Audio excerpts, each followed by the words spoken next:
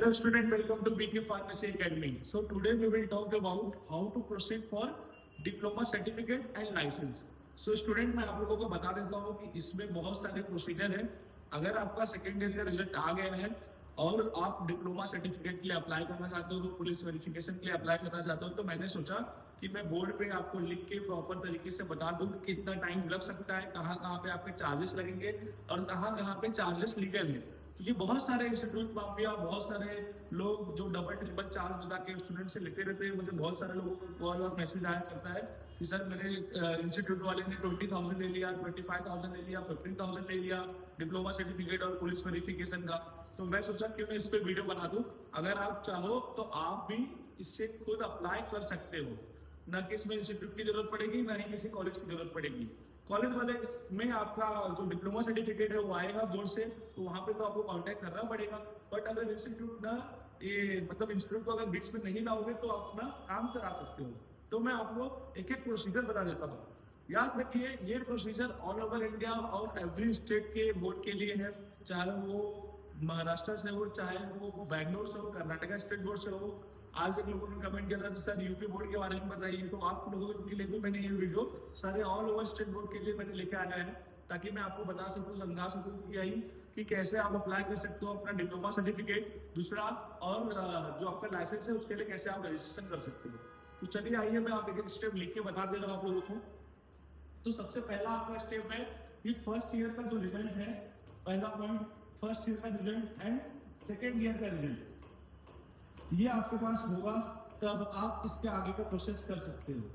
Result दोनों होना चाहिए, first year and second year का पास. ठीक है. इसके बाद जो फर्स्ट ईयर सेकेंड ईयर का रिजल्ट आ जाएगा, उसके बाद आपको क्या करना है, आपको ट्रेनिंग सर्टिफिकेट लेना है. ट्रेनिंग सर्टिफिकेट जो होता है वो आपका कॉलेज और इंस्टीट्यूट प्रोवाइड करेगा. और याद रखिए सबसे ज्यादा इंपॉर्टेंट बात, इसमें कोई भी पैसा नहीं लगता है, न 1 रुपया भी इसमें लगता है. सिर्फ 1-2 रुपया जो भी प्रिंट करने का पैसा लगे या झेरॉक्स करने का पैसा लगे, सिर्फ ट्रेनिंग सर्टिफिकेट में उतना ही पैसा लगता है. ट्रेनिंग सर्टिफिकेट के लिए होता है दोस्तों कि जो भी हम 3 महीने का ट्रेनिंग और इंटर्नशिप करते हैं उसके लिए ये सर्टिफिकेट हम लोग गवर्नमेंट के पास, अपने पर्टिकुलर बोर्ड के पास जमा करते हैं. तो आप याद रखिए कि जैसे ही आपका रिजल्ट आ जाए उसके बाद आपको किसकी तैयारी करनी है. सबसे पहला स्टेप जो है वो है ट्रेनिंग स्टेप का, ट्रेनिंग सर्टिफिकेट का. फिर दूसरा स्टेप, ये ट्रेनिंग सर्टिफिकेट आपको कंप्लीट हो जाए, 3 महीने कंप्लीट हो जाए, उसके बाद आपका आता है पुलिस वेरिफिकेशन. उसके बाद आपका क्या आता है, पुलिस वेरिफिकेशन. तो मैं आपको बता दूं दूसरा स्टेप आपको मैं दिखा देता हूँ कैसे क्या रहेगा. आप उसके बाद आप अपने पर्टिकुलर कॉलेज और इंस्टीट्यूट पे जाके आप इनको बोल सकते हो कि देखिए भाई ऐसा ऐसा स्टेप होता है, वो आपको कोई भी पुलिस मतलब मूर्ख नहीं बना सकते हैं. तो आप देखिए दूसरा स्टेप जो है आपका, मैं आपको बता रहा हूँ दूसरा स्टेप क्या है. दूसरा स्टेप आपका पुलिस वेरिफिकेशन है. पुलिस वेरिफिकेशन होने के बाद आपका पुलिस वेरिफिकेशन में क्या होता है कि आपको ये दिया जाएगा कि आप 2 साल वहां पर पढ़ाई किए हो रह के और आपके ऊपर कोई भी चार्जेस नहीं लगे. तीसरा स्टेप होता है डिप्लोमा सर्टिफिकेट का.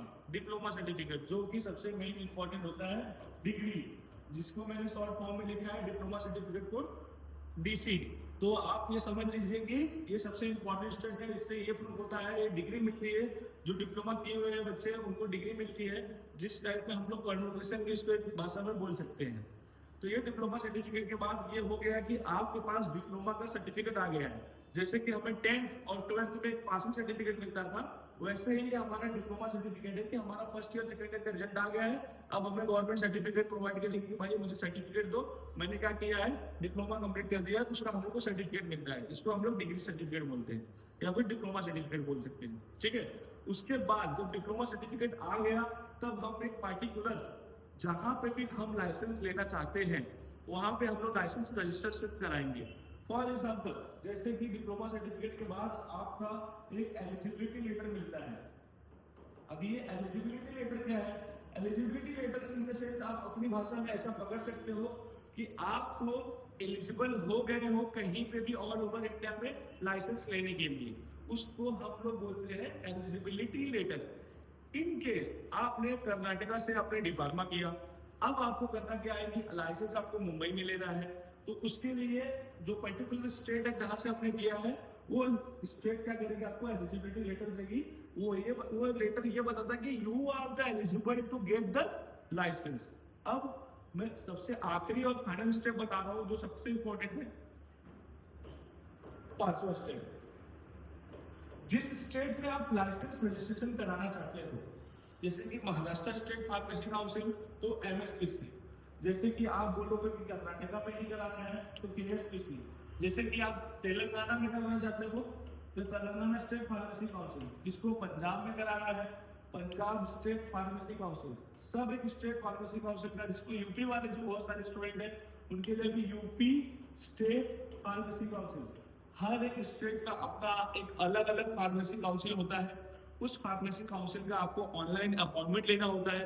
धीरे धीरे करके दोस्तों मैं आगे भी ये वीडियो बनाते रहूंगा, एक एक करके मैं समझाते रहूंगा कि अपॉइंटमेंट कैसे लेते हैं, क्या करते हैं, ताकि आपको धीरे धीरे और भी क्लैरिटी पता चल जाए। अब मैं आता हूँ अपने वर्ड पे, उस टॉपिक पे जिसमें मैं बात कर रहा था कि अब जो फाइनल स्टेप है हमारा लाइसेंस के लिए, हर पर्टिकुलर स्टेट में आपका फार्मेसी काउंसिल होता है। तो आपको उस फार्मेसी काउंसिल को करना क्या होता है, उस फार्मेसी काउंसिल को ये बोलना पड़ता है कि भाई हमें अपॉइंटमेंट दो, हमें इस स्टेट पे अपना लाइसेंस रजिस्ट्रेशन कराना है, क्योंकि हमने डिप्लोमा कंप्लीट कर लिया है। तो उसके लिए आपको ये सब प्रोसीजर करना पड़ता है, जो कि मैंने आपको 5 स्टेप में बता दिए हैं। अब आगे चल के मैं एक एक डिटेल जो है, पुलिस वेरिफिकेशन का फॉर्म कैसे भरते हैं, कौन सा पोर्टल है, वो सब मैं बताऊंगा, एलिजिबिलिटी लेटर कैसा दिखता है वो सब मैं बताऊंगा। तो बने रहिए दोस्तों, थैंक यू सो मच।